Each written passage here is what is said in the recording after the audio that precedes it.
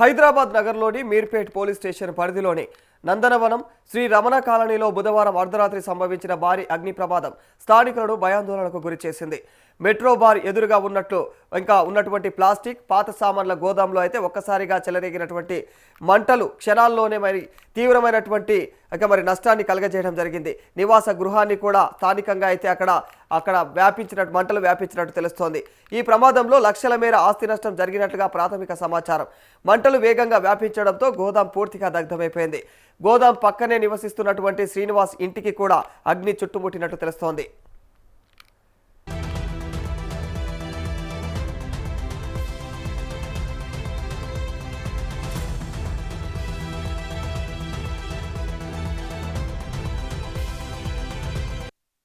ప్రమాదంలో ఇంట్లో ఉన్నటువంటి ఫర్నిచర్, ఎల్ఈడి టీవీ, గృహోపకరణాలు, 2 ద్విచక్ర వాహనాలు పూర్తిగా కాలిపోయాయి. 3 అంతస్తుల భవనం పాక్షికంగా దెబ్బతింది.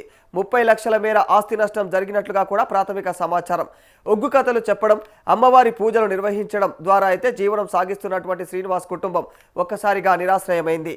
ఈ భవనంలో మొత్తం 7 కుటుంబాలు నివసిస్తున్నట్లుగా స్థానికులు తెలియజేస్తున్నారు. అర్ధరాత్రి మంటలు చెలరేగడంతో ప్రాణాలు అరచేతిలో పెట్టుకొని బయటకు పరుగులు తీయాల్సి వచ్చిందని చెప్పేసి వారు వాపోతా ఉన్నారు.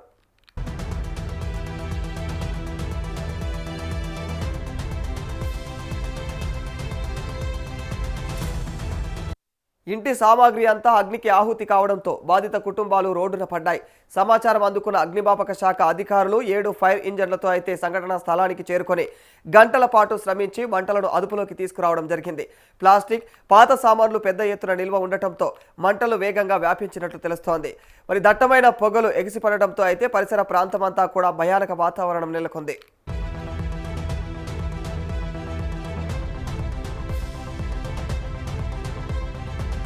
అగ్నిమాపక సిబ్బంది వేగంగా స్పందించడంతో మంటలు సమీపంలోని ఇతర ఇళ్లకు వ్యాపించకుండా అడ్డుకోగలిగారు. లేదంటే మరింత పెద్ద విషాదం సంభవించే ప్రమాదం ఉండేదని అధికారులు తెలియజేస్తున్నారు. అదృష్టవశాత్తు ఈ ఘటనలో ఎలాంటి ప్రాణ నష్టం జరగలేదు. ఖచ్చితంగా అయితే అగ్ని ప్రమాదానికి గల కారణాలపైన మీర్పేట్ పోలీసులు కేసు నమోదు చేసి ప్రస్తుతం దర్యాప్తును ముమ్మరం చేశారు.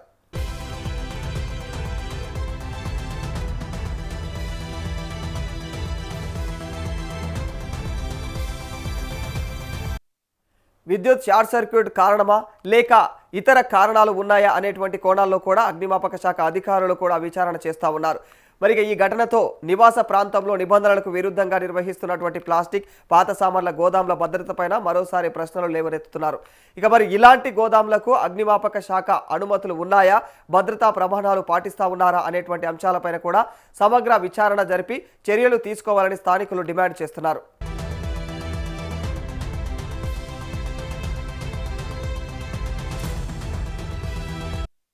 Shri Ramana colony welfare association ప్రతినిధులు మాట్లాడుతూ ఇదే బస్తీలో ఇంకా పదుల సంఖ్యలో పాత సామాన్ల గోదాములు కొనసాగుతూ ఉన్నాయని, వాటిని వెంటనే తొలగించాలని ప్రభుత్వాన్ని కోరారు. బాధిత కుటుంబాలకు తక్షణ ఆర్థిక సాయం అందించి పునరావాసం కల్పించాలని ప్రజా సంఘాలు కూడా విజ్ఞప్తి చేశాయి. ఈ ఘటన నగర శివారు ప్రాంతాల్లో నివాసాల మధ్య ఏదైతే అనుమతులు, భద్రతా ప్రమాణాలను పట్టించుకోకుండా నడుస్తున్నటువంటి గోదాములపైన అధికార యంత్రాంగం దృష్టి సారించాల్సినటువంటి అవసరం కూడా మరోసారి స్పష్టం చేస్తూ ఉన్నారు. రాత్రి 11 గంటల ప్రాంతాన పైన పెంట్ హౌస్లో బ్యాచిలర్ పిల్లలు ఉంటారు. వాళ్ళు ఆ టైంకి వచ్చారు. మేమందరం ఆ టైం కల్లా పండుకుంటాం. ఇప్పుడు 9 అయ్యే వరకు పండుకుంటాం కింద లైట్లు బంద్ చేసి పార్కింగ్లో. ఆ పిల్లలు వచ్చి వాళ్ళు అన్నం ఇట్లా దీన్ని చేసి ఈ కింద మంటలు రేగుతున్నాయి అని చెప్పి మధ్యలో పోర్షన్ 3 పోర్షన్లు వాళ్ళ ముగ్గురుని లేపుకొని మమ్మల్ని లేపి కింద పోర్షన్ వాళ్ళందరిని లేపి బయట కూరికి వచ్చి చూసే వరకు మంటలు విపరీతంగా 4 ఫ్లోర్ లైట్ మంట రేగింది. మంటలల్లో భయపడుకుంటే కింద కూరుకుంటే ప్రెగ్నెంట్ లేడీ కింద పడిపోయింది. తనకి ఇట్లా సీరియస్గా ఉంది. ఈ విధంగా జరిగింది. ఈ చెత్త గోదాలకు గత సంవత్సరం నుంచి చెప్తున్నా కానీ ఇంటలేరు ఇల్లు ఎవరు. ఇది ఎల్బీ నగరు, హస్తినాపురము, శ్రీరమణ కాలనీలో ఈ చెత్త గోదాలతోటి ఇంత సఫర్ అవుతున్నాం మేము. కాలనీలో 50-60 ఉన్నాయి. ఇప్పటికే కంప్లైంట్లు ఇచ్చిర్రు. అందరూ ఎన్ని చేసినా అధికారులు పట్టించుకుంటలేరు. ఏది ఇంటలేరు. చెప్తే ఇవాళ మనుషులు చచ్చే కాడికి వచ్చింది. చంపుతారా మరి మామూలు ఈ కాలనీలలో ఉండనిస్తారా? ఏం చేస్తారు? ఈ చెత్తగోదాలు చేయబట్టి ముందుమా సర్దుమా ఎందుకు ఇట్లా ఈ రకంగా చేస్తున్నారు? ఎవరిని మేము ఎవరైనా చెప్తే కూడా వాళ్ళు మా మీదకి ఎగబడి కయ్యానికి వస్తున్నారు. వాళ్ళు చెత్త మొత్తం ఆడవాళ్ళు మగవాళ్ళు అందులో పనిచేసేటోళ్ళు మొత్తం ఎగబడి దాడికి వస్తున్నారు మా మీదకి. మేము ఈ స్మెల్ వస్తుంది, దోమలు ఈగలు ఆడుతున్నాయి, కొంచెం నీట్గా పెట్టుకోర్రి అని మేము ఎంత మంచిగా చెప్పినా ఇట్లా మా మీదకి దాడికి వస్తున్నారు. అందులో పనిచేసేటోళ్ళు రామాంజనేయులు వీళ్ళందరూ మా మీదకి ఎగబడి దుర్భాషలు వాడుతున్నారు. ఇక మేము ఏం చెయ్యము. ఆ ఓనర్కి చెప్తేనేమో ఓనర్ పట్టించుకుంటలేడు. ఈ ఆఖరికి వచ్చే వరకు ఇల్లు ఇంత ఆగమైపోయాయి, మేము ఆగమైపోతుంది. 7 కుటుంబాలు బజార్ మీద పడ్డాయి. వీళ్ళు ఎక్కడ పోదాము?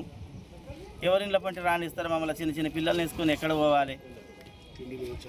తిండి లేదు, ఇంతమంది ఛాయ్ లేదు, షుగర్ పేషెంట్ నేను. ఈ పరిశానికి నాకు కాలు చేతులు వణుకుతున్నాయి. ఏం చేయాలని అర్థం చేసుకుంటలేరు.